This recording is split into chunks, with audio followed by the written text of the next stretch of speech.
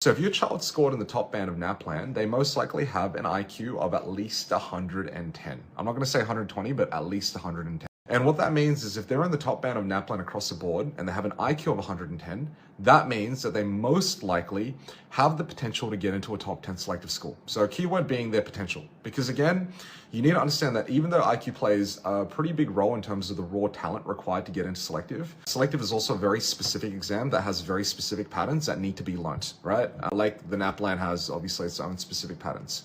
But if we just use NAPLAN, especially the year 3 NAPLAN or the year 5 NAPLAN as a proxy, if your child scored in the top band, they have at least 110 IQ, which means they have a pretty good chance at getting into a top 10 school.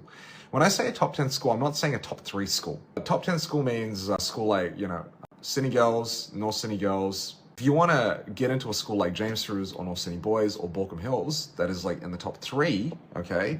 That is probably going to require an IQ. Like, of course, you can still get in with 110 IQ.